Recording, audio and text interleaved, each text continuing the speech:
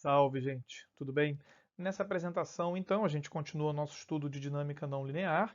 A gente termina aqui a rota para o caos e começa a analisar os sistemas não lineares do ponto de vista dos seus espaços de fase, tá bom? Isso vai permitir, inclusive, a gente introduzir a noção importantíssima de seções de Poincaré, que é uma marca registrada aí do estudo dos sistemas não lineares, tá bom? Então, sem mais delongas, vamos lá.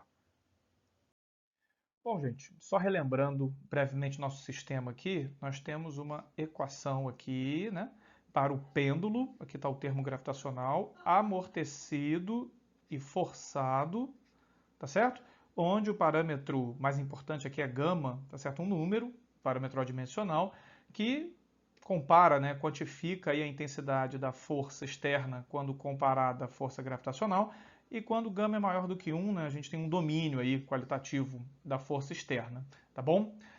No finalzinho da apresentação passada, a gente viu que quando gama passa de 1, e ele nem precisa ser muito maior do que 1, né? Basta ser um pouco maior do que 1, como está aqui ilustrado com 1.06, e aí nós vamos aumentando gradativamente até chegarmos aqui no valor de aproximado de 1.0829, um fenômeno muito interessante acontece, né? Enquanto que aqui a gente viu que o movimento tinha período igual a 1, onde a unidade do período é a unidade aqui do período da força externa.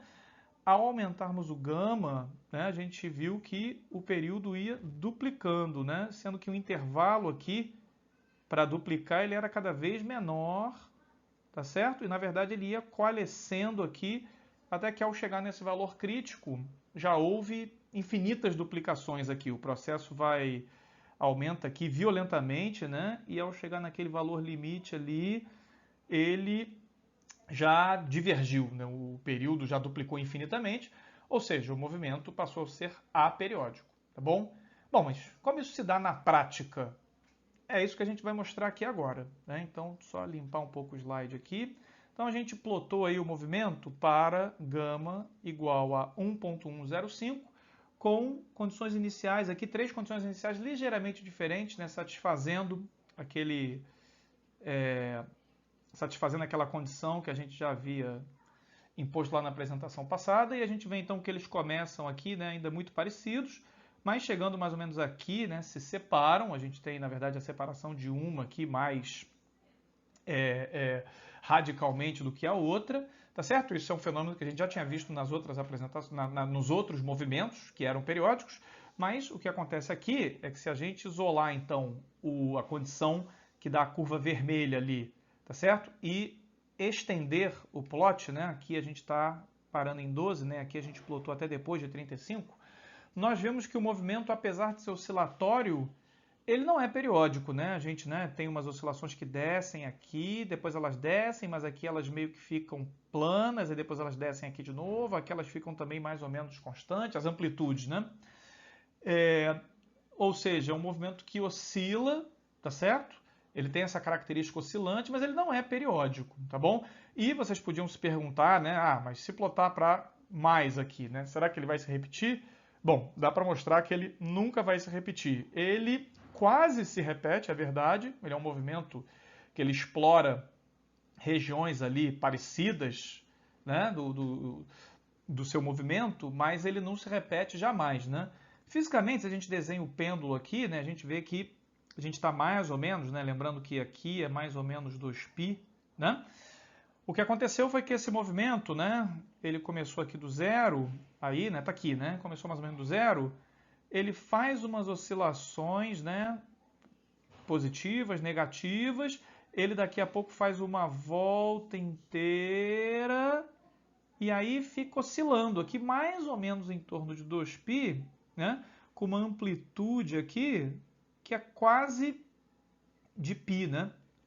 Então, na verdade, o movimento ele é bastante amplo aqui, né? Ele fica oscilando aqui, né? Quase dando a volta completa, mas sem conseguir, fica oscilando aqui, tá certo? Só que aperiodicamente, tem uma hora que ele chega aqui, tem uma hora que ele chega aqui, tem uma hora que ele chega aqui, tem uma hora que ele chega aqui, aí tem uma hora que ele pode até chegar aqui de novo, mas depois ele chega aqui, tá certo? E similarmente aqui desse lado também, né? Sendo que o movimento não é simétrico também, necessariamente, tá? E ele vai então oscilando aqui, fazendo esse movimento que é qualitativamente parecido a cada ciclo, mas não igual, tá certo? O que caracteriza, no final das contas, um movimento aperiódico, ou seja, a gente transcendeu a cadeia de duplicação de período e chegamos no caos, né, que é esse movimento aperiódico e que, na verdade, extremamente dependente aqui das condições iniciais. Se tivesse escolhido um pouquinho diferente, a gente estaria analisando, por exemplo, esses movimentos aqui, que também são aperiódicos, tá? Então, agora, além da pequeníssima diferença de condição inicial levar a movimentos radicalmente diferentes, eles não são nem periódico mais, tá bom? Para ganhar uma nova perspectiva desses movimentos caóticos, vamos analisar agora o espaço de fase, ou seja, o espaço aí gerado pelas posições e velocidades. Como se trata de um movimento com um único grau de liberdade, o espaço de fase vai ter duas dimensões e a gente vai conseguir visualizar bem essas curvas, tá bom? Então comecemos aqui, nós temos aí duas curvas, uma para tempos curtos e outra para tempos longos, tá certo? Para tempos mais longos, pelo menos. E a gente faz isso para separar os transientes que vão aparecer aqui do movimento estacionário, tá certo? Que aparece aqui para tempos mais longos, tá bom? Então o que a gente vê aqui? A gente vê o que estava esperado para gama igual a 0,6, né? A gente lembra que o movimento aqui era depois de um transiente inicial, ele ficava periódico, com um período igual da força externa, e é isso que a gente está vendo aqui, né? Um movimento complicado aqui, né? Ele começou aqui, né? Então, um movimento complicado aqui, mas logo ele evolui para esse movimento aqui periódico, nessa curva que parece uma elipse e que claramente caracteriza um movimento periódico, tá certo?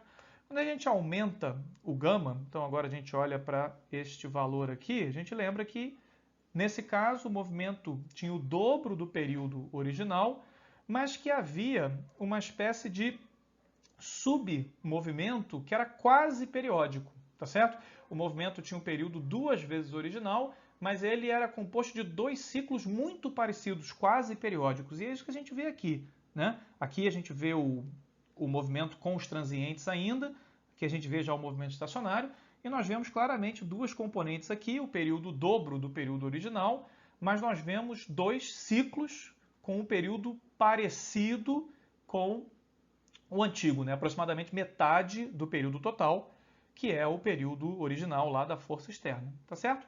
E nós vimos também que quando a gente fazia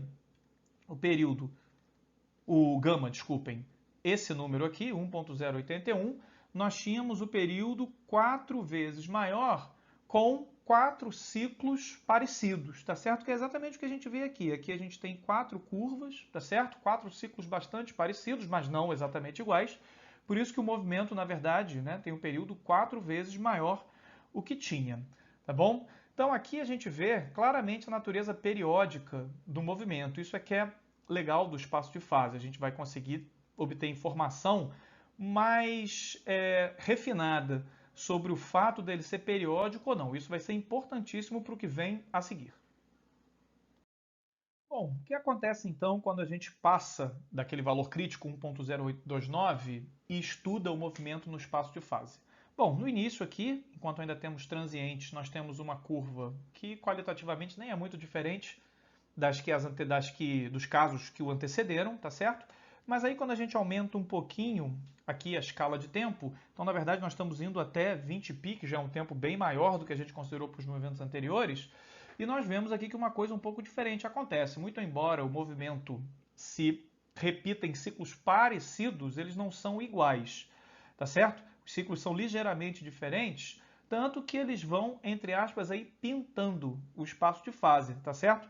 Vão perfazendo nessa figura aqui que parece um anel espesso, mas na verdade são várias linhas muito próximas umas das outras, né? Mas que não caem em cima da outra. Exatamente. E esse padrão, na verdade, se repete. Então, plotando aqui o movimento por um tempo já bastante grande, né? A gente está vendo então que realmente o movimento aqui ele vai pintando o espaço de fase, né? Aqui a gente tem as linhas tão juntas que isso aqui parece uma curva sólida, né? Mas é claro que isso não é uma curva sólida. Isso aqui, na verdade, é o movimento quase se repetindo, passando muito pertinho dele mesmo várias vezes, mas sem se repetir. E quanto mais a gente for aumentando isso aqui, mais efetiva vai ficar essa pintura, tá certo? Mais pontos do espaço de fase esse sistema vai explorar e nós não vamos ter um único ciclo, né? nos exemplos anteriores, a gente viu que os movimentos, né, eles se fechavam em ciclos bem definidos, e aqui não, né? A gente vai ficando com esse borrão ele vai ficando cada vez mais grosso porque o movimento não se repete exatamente. Então ele vai explorando aí diferentes pontos do espaço de fase até, enfim, né, até uma certa saturação aqui. Na verdade, a saturação não acabou aqui, tá? Se a gente plotasse, eu só não tive paciência, mas se a gente plotasse para mais tempos maiores aqui, esse borrão ia ficando maior, né, e maior, tá bom? Fazendo com que então a gente não obtenha tanta informação assim do espaço de fase mais, tá certo? Porque se simplesmente a curva vai pintando o espaço, a gente perde as informações relevantes que a gente poderia ter, como lá no caso do movimento periódico, né, nós tínhamos. A dificuldade de obter informação relevante de um sistema caótico a partir do espaço de fase fez com que o Poincaré genialmente definisse as suas seções de Poincaré, tá certo? A gente não vai conseguir definir rigorosamente o que são as seções de Poincaré, mas a ideia essencial é a seguinte. Voltemos aqui brevemente ao caso γ igual a 1.081, então nós vimos que esse movimento é quadriperiódico, se vocês quiserem, e a ideia por trás das seções de Poincaré é a seguinte: em vez da gente olhar para o movimento todo, continuamente, para todos os instantes de tempo, a gente escolhe um certo instante de tempo, então a gente pega um certo t0 e a partir daí olha só para instantes de tempo discretos. Então a gente soma mais um aqui, por exemplo, onde 1 pode ser o mais t, onde t pode ser o período da força externa, né? Depois olha para o t0 mais 2t, tá certo? E assim por diante. A gente considera só pontos discretos e aí escolhendo essencialmente o t lá da força externa, nós vemos que como esse movimento ele tem 4 ciclos, né? Na seção de Poincaré ele vai ter 4 pontos, porque toda vez que a gente chegar no 4t, né? Não 4π, ele vai voltar para o outro, né? Então ele passa aqui, passa aqui, passa aqui, passa aqui, depois ele passa aqui de novo, tá certo? Se a gente estivesse olhando para o γ igual a 1.073 ou 0.77, não lembro, a gente veria só 2 pontos, tá certo? Porque o movimento tem só 2 ciclos, tá bom? Então essa que é essencialmente a ideia por trás das seções de Poincaré, né? É olhar para pontos discretos do movimento, tá certo? Então, né, a gente vê que no caso periódico, a seção de Poincaré fica com essa estrutura bastante simples, né? São pontos, tá certo? E só para introduzir uma certa nomenclatura aqui, a gente vê que no espaço de fase original aqui, né, quando a gente tem esse movimento cíclico periódico que se repete, nós dizemos então que temos um atrator para esse sistema, que é um ciclo limite, tá certo? Então o sistema é atraído para esse ciclo aqui, e esse ciclo então é chamado ciclo limite. Repetindo, esse ciclo é um atrator para esse sistema, tá bom? E o que acontece então com a seção de Poincaré quando a gente analisa movimentos para γ maiores, né? Então, por exemplo, para esse valor aqui que a gente já estudou, γ de 1.105. Bom, a gente já viu que no espaço de fase esse movimento ele vai se desenrolando e aí vai, na verdade, desenhando esse borrão aqui, tá certo? Porque as curvas não se repetem exatamente, elas são parecidas, mas não se repetem. Então vai se desenhando esse borrão aí, e ao traçarmos a seção de Poincaré, a gente vê que já é algo com muito mais estrutura, mas ainda assim não quer dizer exatamente muita coisa, né? A gente está vendo aqui que as nossas fotos estroboscópicas, né, que é a seção de Poincaré, elas estão pegando uns pontos aqui assim, né? Estão pegando uns pontos aqui assim, está passando ali em cima do 20, né? E está desenhando então, né, esse arco aqui, tá certo? Que é o que está então aparecendo aqui, tá bom? Então, claro que esse arco já é uma estrutura um pouquinho mais ordenada do que é este borrão, mas ainda assim não quer dizer muita coisa, né? Para ter uma ideia melhor de como a seção de Poincaré pode ajudar, vamos pegar um movimento ainda, num certo sentido, mais caótico, né, que é com γ maior, né, então γ 1.3, e vamos pegar um amortecimento aqui diferente, né? A gente ainda não tinha explicitado o valor do amortecimento, digamos que seja beta 0, né? Só que agora a gente está considerando um valor que é 1/4 do valor que a gente considerou em todos os movimentos até aqui, tá bom? Quando a gente faz isso e aí plota o movimento, nós temos essa seção de Poincaré, tá certo? Então agora sim, né, algo com muita estrutura, né, como diria o Taylor, a gente não sabe muito bem o que essa estrutura quer dizer, mas é claro que ela quer dizer alguma coisa, né? Vale a pena frisar que se a gente estivesse traçando o movimento completo e não apenas os instantes discretos que a seção de Poincaré registra, o que a gente estaria vendo ali seria um borrão, tá bom? Então, se estivesse aqui com espaço de fase, tá certo? Então aqui, né, Φ ponto, aqui é Φ. Se a gente tivesse a mesma coisa aqui, né, Φ ponto e Φ, o espaço de fase simplesmente seria um borrão, tá? A gente não ia conseguir ver nada, seria um grande borrão aqui, uma pintura do Rothko, né? Ou seja, não carrega informação absolutamente nenhuma, tá certo? Enquanto ao registrar a seção de Poincaré, a gente tem essa curva aí maravilhosa, né? Essa curva que parece uma mancha de café, né? Quando a gente mexe o café, tem essas línguas aqui, e uma coisa que não vai dar para mostrar aqui nesse zoom, e nem a gente vai poder investigar muito analiticamente, mas essas línguas aqui têm sublínguas, né? Que por sua vez têm sublínguas, ou seja, são estruturas fractais, tá certo? E essa estrutura é associada também ao que se chama atrator estranho, né? Nós temos aqueles atratores de ciclos limites, tá certo? Quando o atrator, né, no espaço de fase é associado a seções de Poincaré desse tipo, seções de Poincaré fractais, nós temos então um tipo, né, de atrator estranho para o qual o movimento segue, né? Ou seja, o movimento na verdade se dirige para esse padrão completamente esquisito, né?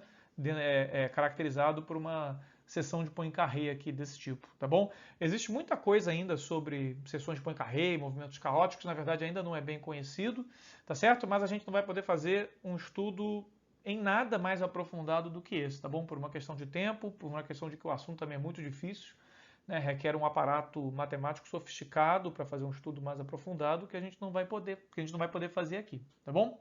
Então, com essa sessão de Poincaré maravilhosa, a gente infelizmente vai ter que deixar o assunto de sistemas não lineares. Espero que vocês tenham gostado das apresentações e até o próximo tópico.